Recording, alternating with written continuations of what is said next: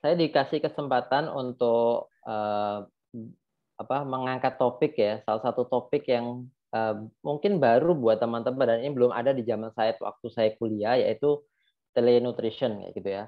Nah, telenutrition adalah hal yang baru di bidang teknologi dan gizi kesehatan kayak gitu ya. Nah, apakah sekarang kita akan membahas dalam waktu ke depan nanti apakah benar telenutrition ini mendisrupsi edukasi gizi secara konvensional ya gitu. Nah, oke. Kalau kita ingat-ingat ya, atau mungkin nggak ingat ya, kita praktek lah gitu ya di kampus bahwa beberapa edukasi gizi itu kan macam-macam ya. Ada beberapa di antaranya itu yang pertama bisa konseling gizi ya, di mana biasanya antara ahli gizi dengan klien dan pasien itu saling berhadapan, kemudian dijelaskan mengenai preskripsi dietnya, kemudian disajikan ada food model di sana dan seterusnya gitu. Jadi langsung bertemu seperti itu. Jadi eh, itu adalah salah satu metode atau cara ahli gizi dalam deliver ilmunya gitu dan memberikan pemahaman kepada klien supaya ada perubahan sikap gitu ya dan pengetahuannya gitu. Itu salah satunya. Kemudian kalau kita juga pasti ini teman-teman juga sudah pernah tahu gitu ya, kalau misalkan di masyarakat prakteknya ahli gizi itu mungkin bisa ahli gizi puskesmas atau mungkin teman-teman pernah PKL gitu ya, atau pernah praktek lapangan gitu ya. Ada salah satu edukasi gizi lainnya yaitu melalui program penyuluhan di mana ini memberikan memberikan atau mentransfer ilmu pengetahuan tapi secara massal gitu ya, secara massal gitu. Nah, seperti ini ya. Ini mungkin kondisi sebelum pandemi gitu ya, sebelum pandemi COVID datang dan semua berubah ketika negara api menyerang ya. Maksudnya ketika pandemi itu datang gitu ya. Jadi sayangnya saat uh, pandemi datang ya kita semua kebingungan gitu ya. Kita semua kebingungan di mana kita semua mungkin ahli gizi maupun sebagian besar masyarakat itu tidak siap dengan adanya pandemi ini dan otomatis ketika tidak siap pasti yang namanya nggak siap ya pasti bingung dan mencari cara gitu ya. Dan akhirnya karena kondisi semuanya itu dipaksa untuk menjadi secara jarak jauh ya. Bagaimana caranya komunikasi tetap berjalan tapi tanpa bertatap muka secara langsung kayak gitu atau secara online gitu. Nah, disinilah suka nggak suka, bisa atau tidak bisa, semuanya dipaksa untuk belajar kebiasaan baru kayak gitu. Dari mulai kita kuliah saat ini ya, kita sudah menggunakan Zoom, sudah menggunakan e-learning 100% gitu ya. Kemudian ketika kita ketemu dengan dosen, kita sudah harus terbiasa nggak ketemu konsultasi skripsi langsung, tapi harus via WA, via Zoom, Google Meet. Bahkan untuk anak SD sekalipun ya, PAUD dan SD yang kecil gitu, itu sudah harus dipaksa belajar dengan menggunakan Zoom juga kayak gitu ya, atau sejenisnya gitu. Artinya ya mau nggak mau pasti semua dipaksa untuk mengadopsi teknologi tersebut ya, daripada tidak mendapatkan ilmu sama sekali gitu. Nah, kemudian dari sinilah sebetulnya mulai diprediksi ya beberapa tahun yang lalu ya atau mungkin satu dekade terakhir lah ya itu sudah mulai banyak diteliti oleh peneliti mengenai telenutrition atau telemedicine juga. Itulah kenapa ada jurusan kalau teman-teman belajar nanti ada yang melanjutkan S2 ada jurusan e-health ya. Jadi jurusan ini tentang sistem informasi kesehatan gitu. Jadi ini banyak membahas tentang ini dan akhirnya dikembangkan juga namanya telemedicine yang mungkin teman-teman pernah memakainya. Ada Halodoc, ada Halomedica ya, Halodoc kayak gitu. Kemudian ada ya sebangsanya lah seperti itu ya. Gitu. Dari mulai yang berbayar sampai yang gratis kayak gitu. Nah, begitu juga dengan gizi kayak gitu ya. Uh, Sebaiknya ketika pandemi itu sudah mulai dikonversi ya atau sudah mulai dialihkan menjadi telenutrition atau edukasi jarak jauh. Nah, sebetulnya ada beberapa alasan kenapa kita sebaiknya mulai beralih ke online atau jarak jauh gitu ya. Nah, salah satunya itu adalah tentang fleksibilitas ya. Nah, apa namanya, telenutrition itu tidak terikat tempat dan waktu. Kalau teman-teman misalkan mau mengedukasi, salah satu pasien atau memberikan seminar seperti ini, itu sama sekali tidak terikat tempat dan waktu. Bisa bayangkan kalau misalkan saya, misalkan tidak ada pandemi dan saya diundang ke UNUSA ya. Jadi saya tuh harus siap-siap, mungkin sekitar jam 3 saya pesan kereta, kemudian saya nunggu di stasiun, dari stasiun saya naik kereta ke Surabaya, dari Surabaya saya masih bingung nyari kampusnya, dari sana saya masih harus sarapan lagi, kemudian harus nunggu di ruang tertentu dan segala macam, sampai dan itu saya pulang, itu saya habis waktu dalam seharian, hanya untuk mendeliver, materi ini yang mungkin kurang lebih 1 jam, kayak gitu ya. Jadi nggak terlalu lama.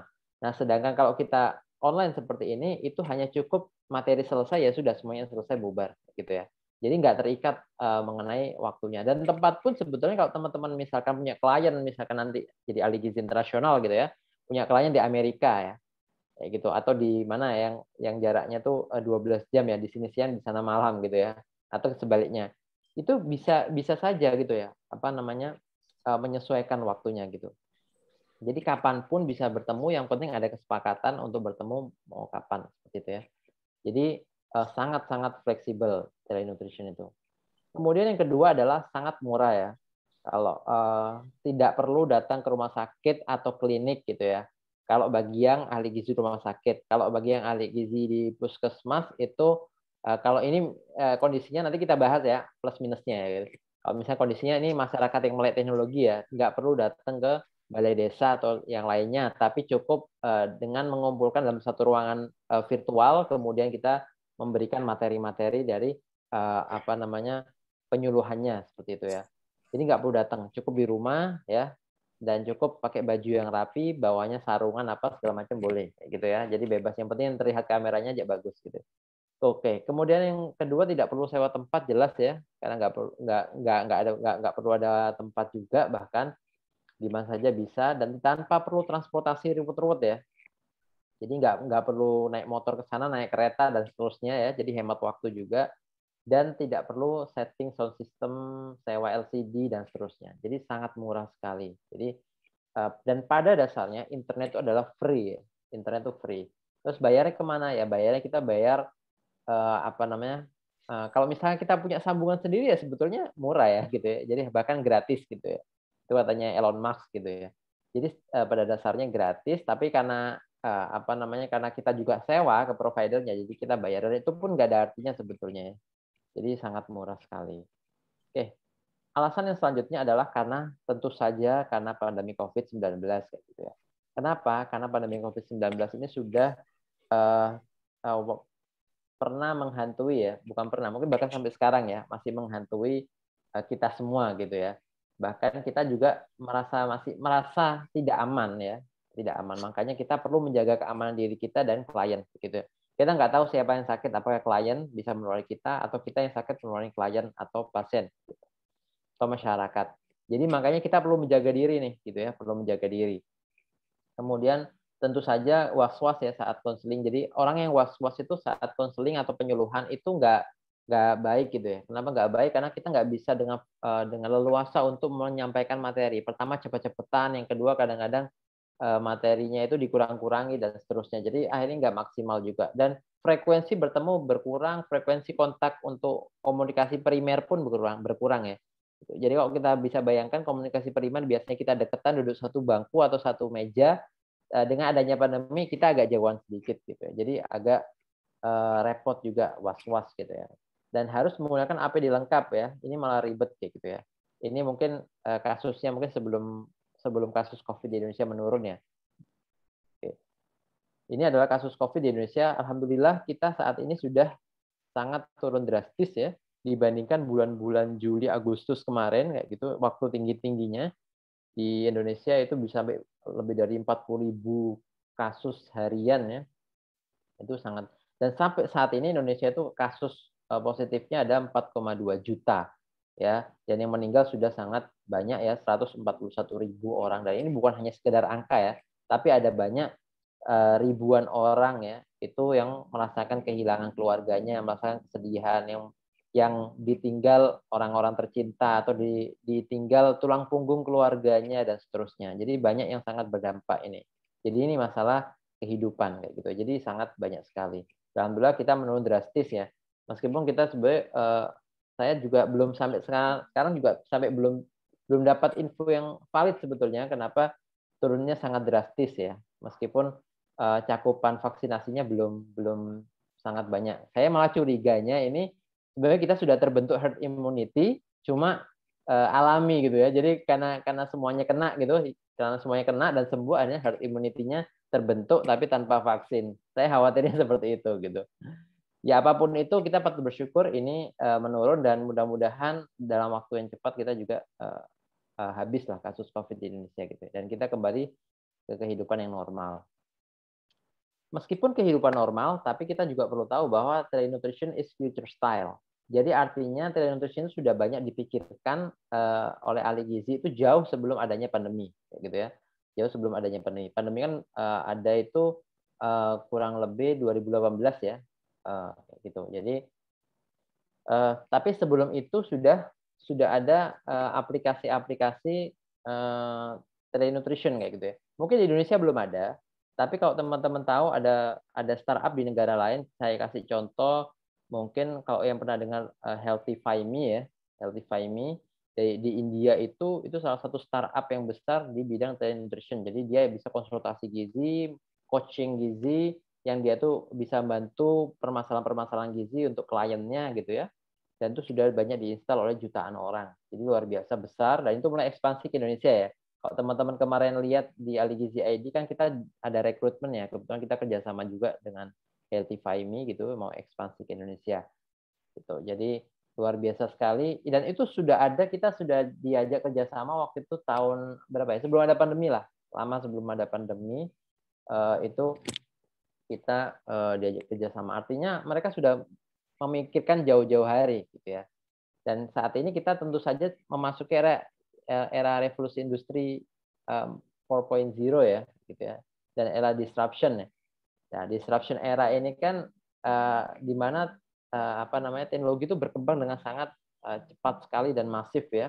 Dan keduanya ini era industri 4.0 dan era disruption ini adalah kombinasi yang bagus atau epic dalam menghancurkan inovasi-inovasi yang lama. Ya namanya semakin lama itu teknologi semakin cepat ya. Jadi semakin cepat perkembangannya, percepatannya gitu dibandingkan dengan dulu-dulu. Kalau dulu-dulu tuh dalam pengembangannya tuh masih butuh waktu 20 tahun untuk mengembangkan mesin seperti ini, dibutuhkan lagi sekian tahun untuk mengembangkan mesin seperti ini dan seterusnya. Jadi percepatannya makin lama itu makin cepat gitu ya, semakin cepat. Kita mungkin masih baru ingat ya, dulu waktu ayah kita atau siapa keluarga kita masih pakai handphone Nokia gitu ya, yang paling canggih lah ya, itu atau BB lah, BB BlackBerry, itu belum ada 10 tahun loh dari sekarang itu sudah hilang gitu ya. Artinya ya benar-benar sangat luar biasa kecepatan teknologi ini. Dan teknologi yang baru itu menghancurkan teknologi yang lama gitu ya. Dan kami juga sempat meneliti juga bahwa ini adalah era baru konsultasi gizi ya di Indonesia gitu ya. Kita mendesain berbasis web ya pada tahun 2017 ini kalau nggak salah. Kita mendesain Ali Gizi ID gitu. Nah, ini kalau kita lihat adalah bahwa wah kejauhan nih kita ngomongin telenutrition ya gitu ya. Permasalahan gizi di Indonesia ini banyak di desa-desa segala macam. Tapi kita jangan lupa, kita harus lihat data statistik secara benar gitu ya. Bahwa total populasi kita per Januari ya di Indonesia itu 275 juta gitu ya. 250 juta dan 57% itu ada di kota gitu ya. Dan rakyat Indonesia di Indonesia itu ada 345 juta handphone gitu ya. Ada 345 juta handphone. Kok bisa, Pak? Jumlah handphonenya lebih banyak daripada rakyatnya. Tentu saja bisa. Kenapa? Karena teman-teman mungkin kita semua ya, bahkan itu mungkin berganti HP berapa tahun sekali dan HP yang lama masih bisa digunakan. Atau bahkan ada satu orang punya 2 HP, 3 HP dan seterusnya gitu ya. Jadi masih kepake semuanya, bahkan aktif semua. Yang ini buat teman, yang ini buat keluarga, yang ini buat apa bisnis dan seterusnya. Jadi pada punya semua. Dan 202 juta itu punya akses ke internet gitu ya. Jadi artinya 73% populasi itu mayoritas punya akses ke internet gitu ya. Jadi nggak ada masalah mengenai internet. Dan 170 jutanya itu aktif di media sosial gitu ya. Jadi luar biasa sekali ini ya orang Indonesia gitu ya. Jadi kalau dikatakan kita kita siap apa enggak telenutrition, saya bilang sangat siap gitu ya, sangat siap. Cuma bedanya mengenai kebiasaan ya. Apakah kita sudah terbiasa mengenai telenutrition gitu ya. Jadi kita harus edukasi lagi. Nah, ini kalau di luar negeri sudah banyak yang dibahas ya mengenai growing telenutrition, kemudian pengaruh COVID dan telenutrition dan seterusnya itu banyak dibahas di beberapa jurnal gitu ya.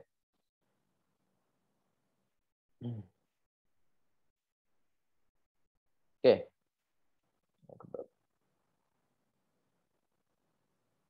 Oke.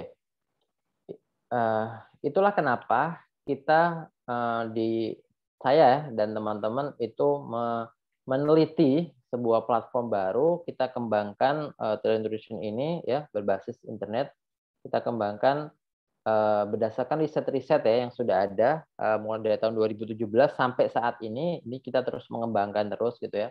Ini awal kali Ahli Gizi ID berdiri ya, kita merancang dan mengimplementasikan konsultasi gizi ya berbasis web dan ternyata ini bisa dibuat gitu dan diaplikasikan gitu ya Ahli Gizi ID dan berjalan bahkan sampai sekarang berjalan gitu ya. Nah makanya kita buat Ahli Gizi ID gitu. Nah kemudian kita teliti lagi di jurnal yang lainnya bahwa Ahli Gizi ID ya dari segi performa informasi ekonomi dan seterusnya bisa disetarakan dengan website telemedicine yang lainnya yang lebih populer. Jadi kita bandingkan ya antara Ahli Gizi ID dengan Halodoc, Halomedica dan lain-lain segala macamnya itu gimana? Ternyata itu bisa kok dibandingkan. Artinya setara gitu dan bisa dipakai gitu ya. Ini awal-awal saya dan teman-teman meneliti tahun 2017. Nah, dan juga kita juga nggak meneliti sebatas tentang edukasi gizi online juga ya, gitu. Tapi kita juga mengembangkan tools atau kita mencoba merubah kebiasaan ahli gizi lainnya agar menyesuaikan dengan era digital kayak gitu ya. Jadi kita sediakan. Jadi kita mulai bergeser ya untuk core bisnisnya itu juga lebih kepada membantu. Pertama kita menghimpun ahli gizi dan mempertemukan dengan klien dan pasien. Kemudian yang kedua kita menyediakan tools-tools yang bermanfaat untuk para ahli gizi. Dan yang pertama kita mencoba berpikir ya, kenapa sih pernah nggak teman-teman di sini kalau ahli gizi pasti punya dan tahu ya TKPI ya atau DKBM lah zaman dulu DKBM daftar komposisi bahan makanan kan sekarang sudah dirubah diupdate namanya TKPI ya tabel komposisi pangan Indonesia. Nah itu kenapa sih kita kemana-mana bawa buku dibuka-buka berapa sih kalorinya kentang berapa kemudian kalorinya pisang dan seterusnya nilai gizi vitamin C-nya cabai dan seterusnya itu kan kemana-mana harus buka tuh ya. Kalau googling, kalau teman-teman temukan googling belum tentu valid gitu ya. Jadi belum tentu valid karena yang valid itu menurut saya itu ya dari TKPI gitu ya. Nah ternyata kita berpikir gimana supaya ini ahli gizi nggak kemana-mana bawa buku, kita konversi TKPI itu dalam bentuk digital gitu ya. Jadi kita mencoba mendesain dan membuat yang lebih digital dan ternyata experience dari user itu cukup bagus ya. Artinya responnya itu bagus dan ini dipublish di Scopus juga gitu ya. Kemudian kita juga meneliti lagi, ini mahasiswa saya meneliti tentang penggunaan database makanan berbasis website. Mana yang lebih efektif dibandingkan berbasis desktop? Ini kasusnya di NutriSurvey dengan ini berbasis buku gitu ya. Itu TKPI bentuk buku. Nah, ternyata yang berbasis website itu lebih efektif dibandingkan keduanya gitu ya. Penggunaannya itu lebih efektif. Nah, ini sudah dipublish di Journal Action gitu ya, di Sinta 2 gitu. Kemudian ini salah satu bentuk webnya ya sampai sekarang masih dipakai dari tahun 2018 ya nilaigizi.com dan ini makin banyak database-nya ya. Memang saat ini masih database Indonesia saja gitu ya. Tambah lama insya Allah tambah banyak ya karena database-nya kita tambah gitu. Oke, dan itu ada di Educate gitu ya. Nah, kemudian kita juga berpikir kenapa sih kok nggak digabung aja gitu ya? Kita teliti lagi nih, kenapa nggak digabung antara nilaigizi.com dengan yang konsultasi gizi tadi ya, ahli gizi ID dengan nilaigizi.com. Kemudian kita gabung jadi satu aplikasi karena semua orang sekarang apa-apa pakai aplikasi ya. Males kalau buka browser, masuk pakai aplikasi namanya Dedukit gitu ya. Alhamdulillah kita akhirnya meneliti kembali ya tentang Dedukit. Kita kembangkan Dedukit ya, platform mobile yang saat ini itu sudah di install, dan kalau diinstal saya lupa ya berapa puluh ribu, tapi saat ini tuh yang aktif adalah 11.600 user yang menggunakannya, dan alhamdulillah di Play Store ratingnya 4,9, artinya cukup bagus gitu ya buat para untuk membantu ahli gizi lah gitu. Jadi di sini teman-teman itu bisa mencari info-info gizi, konsultasi gizi, mempertemukan antara ahli gizi dengan klien, kemudian mencari kandungan gizi makanan, membuat meal planner ya. Kalau ada yang pernah pakai NutriSurvey, kita ada di sini by mobile bisa, dan itu sinkronis ya dengan teknologi cloud, itu bisa dibuka di laptop juga. Jadi teman-teman ngedit di HP, pakai di laptop juga bisa. Jadi cloud. Gitu. Kemudian ada kalkulator gizi macam-macam dan seterusnya, ada artikel-artikel gizi dan yang lainnya gitu. Jadi cukup komplit gitu untuk membantu tugas ahli gizi dan mungkin user yang ingin konsultasi gizi. Oke, nah kita nggak sekedar bikin ya, tapi kita juga meneliti juga tentang Dedukit. Ini kebetulan Bu Konita dari UNER juga meneliti gitu ya bersama teman-teman yang lain, founder dari ahli gizi juga. Ternyata Dedukit itu secara praktis itu mudah ya dan menarik gitu ya. Jadi mudah digunakan dan menarik dan membantu orang-orang untuk memanage berat badan gitu. Dan ini jurnalnya juga sudah dipublish di Scopus gitu ya. Oke. Nah, ini bentuknya dalam-dalamnya Dedukitnya gitu ya. Ini saya ambil contoh di kebetulan kami yang mengembangkan gitu ya. Jadi saya ambil contohnya di Indonesia. Kalau ini di luar negeri juga ada Fat Secret, kemudian ada MyFitnessPal, kemudian yang dan lain-lain sebagainya gitu ya. Cuma yang berbasis Indonesia yang ini gitu ya. Dan ini selalu kita jaga juga nih kualitasnya gitu ya, kualitas kontennya. Nah, seperti itu. Jadi ada arsip-arsip pertanyaan, ada yang sudah pernah tanya gizi tentang gizi hipertensi, kemudian pernah tentang tanya asam urat dan seterusnya, kemudian mencari cek nilai gizi, bahkan membuat meal planner di sini bisa. Gitu. Oke, ini juga ada kalkulator gizinya, ada banyak, ada kebutuhan gizi, status gizi untuk anak-anak, ada Z-score-nya juga dan seterusnya, itu ada semua di sini. Oke, ini adalah yang saya bilang di website itu antara meal plan yang ada di Dedukit dan ada di website itu tersambung ya. Oke, kemudian kita teliti kembali yang mengenai automatic meal planner. Ini juga dipublish di Scopus juga bahwa bagus ya, hasilnya bagus dan mudah digunakan kayak gitu ya, dan mudah digunakan itu di Dedukit. Nah, pertanyaan besarnya adalah apakah semuanya itu cocok gitu ya untuk beralih ke telenutrition. Dan telenutrition itu nggak sekedar bikin misalkan sekedar janjian saja ya, janjian ketemu di WA kemudian selesai gitu ya. Tapi kita harus jamin bahwa kita bisa mendeliver materi-materi yang akan kita akan kita tanamkan gitu ke dalam diri klien dan masyarakat kayak gitu ya. Jadi kita pastikan gitu. Jadi dan itu nggak mudah gitu ya. Dan itu nggak mudah untuk mendeliver itu. Jadi kita harus bisa memastikan juga.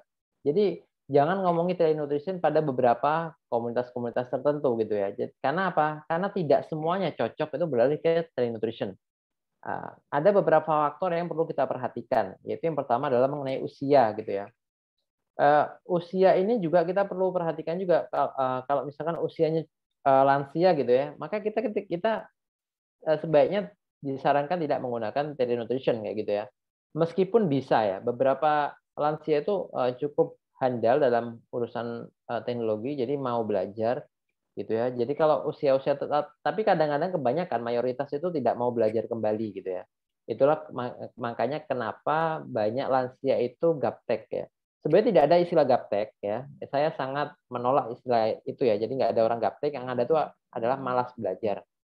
Kalau teman-teman nggak percaya, mungkin kalau punya adik atau ponakan ya, masih belum sekolah, tapi dia sudah sangat cepat dalam megang handphone ya, masuk ke YouTube, buka ini, buka itu segala macam, atau main game segala macam. Ada yang ngajarin nggak? Nggak ada, gitu ya. Ada yang ngajarin nggak? Nggak ada. Kenapa orang tua nggak bisa? Padahal orang tua jauh lebih pintar gitu ya. Karena pada sejatinya itu hanya urusan malas saja ya. Oh, malas sudah nggak bisa gitu ya. Jadi bukan gaptek gitu. Karena orang anak sekolah, anak belum sekolah pun bisa gitu. Jadi sebaiknya jangan dipaksa ke telenutrition. Kemudian kalaupun dipaksa kadang-kadang memang belum nggak terlalu efektif ya namanya. Kemudian yang kedua adalah keterjangkauan ya dari segi internet dan listrik. Ngomongi berbusa-busa telenutrition, tapi misalkan teman-teman di sini ditempatkan di pelosok sekali ya, di Maluku, Maluku Utara, di bagian mana gitu, di desa pelosok, tapi nggak mau ketemu dengan masyarakatnya gitu karena hal-hal tertentu kayak itu. Kalau menurut saya ini malah nggak efektif ya. Malah yang ada teman-teman nggak bisa sama sekali memberikan edukasi yang proper kepada mereka, pada masyarakat gitu. Karena mereka buru-buru internet ya, kadang-kadang listrik aja nggak ada gitu ya. Listrik aja nggak ada.